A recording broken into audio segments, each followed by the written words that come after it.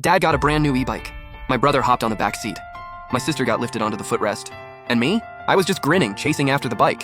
Dad kept looping around, never once offering me a turn. When I couldn't run anymore, I went to find Mom to plead my case. But I overheard her talking to someone. Honestly, I only had him to donate cord blood for his sister. Turns out she was misdiagnosed. Ugh, all that for nothing. I just turned 6. Never asked for a bike ride again. For years after that, I ran the whole way to school, until I got scouted by the provincial team and got interviewed. Then Dad proudly rolled that e-bike back out. Good thing I trained her by making her chase the bike, and that's why she's so fast.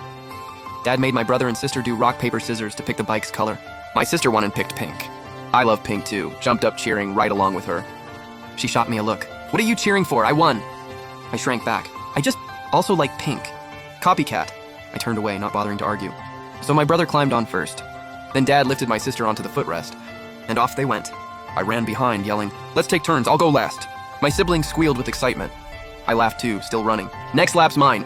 But the bike just kept circling, it never stopped. So I pushed harder. Okay, next lap for sure. Dad said nothing. My sister yelled, "Go faster!" So Dad sped up, the laughter kept going. I got left further and further behind. Eventually I just stopped. I ran back to find Mom. But when I turned the corner, I heard her chatting with Aunt Zhang. Honestly, I only had him to donate cord blood for his sister.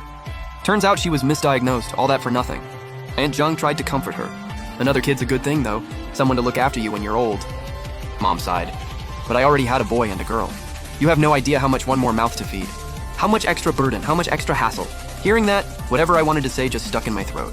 Aunt Zhang noticed me first. She leaned over. "Oh hey, isn't that your third one over there?" The second she said it, Mom yanked me out from the corner. Aunt Zhang just laughed. Oh my, her hair's sticking straight up. Ha, how fast was she running? She basically turned herself into a cartoon character, ha ha ha. Mom just gave me a disgusted look. She runs around like a wild monkey every day, so filthy. I'm cutting her braid off tonight. I've got 2 kids to deal with already. No time to fuss over her. I pulled my hand free and smoothed my bangs down with both hands. You don't have to cut it, I can wash it myself. Mom smacked my hand away, annoyed. Stop touching it, your hands are dirty too. What do you want anyway? Don't tell me you're tattling. I forced a smile. I'm not tattling, did you see, Mom? I just ran faster than anyone. Mom looked away, avoiding my eyes. Right then, Dad rode up on the bike from a distance. My sister jumped off, then my brother did too. I just stood there looking up at Dad. He locked up the bike, glanced at me. What time is it? Get home for dinner. At the dinner table, I scarfed down a few bites and left. By the time Mom finished nagging my brother to eat more veggies, I'd already washed my hair. I figured if I got myself clean, Mom wouldn't bother cutting my braid. Right then, my brother and sister came out to check out the bike. They both squeezed through the doorway at once, and my brother fell flat on his butt. Why'd you spill so much water? Trying to kill me? Dad rushed over to check him for cuts. He's anemic, always struggling to recover. Any more bleeding would make things worse. Dad checked him over. No real damage. Then he raised his hand to hit me. Couldn't get a bike ride.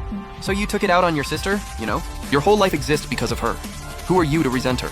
Mom blocked his hand before it landed. I dove into her arms. Mom, I just washed my hair. That's all, I promise. But before I even finished, she pinned me down and chopped my braid right off. I burst into tears on the spot. My brother tried to comfort me. Don't cry, I'll take you to get a new cut. That's what finally stopped my crying. A while later, I was about to start 1st grade. Someone had donated money to build a new school. The reason Dad got the e-bike in the first place was because the new school was pretty far. He used it to drive my brother and sister to school. It wasn't until the first day of school that he even remembered I was starting too. My brother stood by the back seat that day, hesitating to get on. He looked at me, then at Dad. Dad started cursing. "This is all your mother's fault, listening to nonsense. Talking about cord blood like it mattered." My brother hesitated, but he'd just given me a haircut. So how could I make things awkward for him? So I ran out of the yard first. "Race you!" And I bolted before anyone could react. On the way, I ran into my classmate Chung Xiaoyu on his e-bike. He stopped and said, "Hey Kang Kang, hop on." I was worried he'd see through me. "No thanks, I'll just run." He clenched his fist, didn't say a word, and jumped off his own bike. "No way you're faster than me." And just like that, he lined up next to me, ready to race. Years later, whenever I think back to that moment, I'm still grateful to Chung Xiaoyu. We ran into school grinning side by side. My teacher was this beautiful young woman with perfect standard Mandarin. I couldn't stop sneaking glances at her. She walked over, eyes crinkled with a smile. "Mind if I film a quick video?" "Don't worry, it's not for your parents. I just think you're really cute."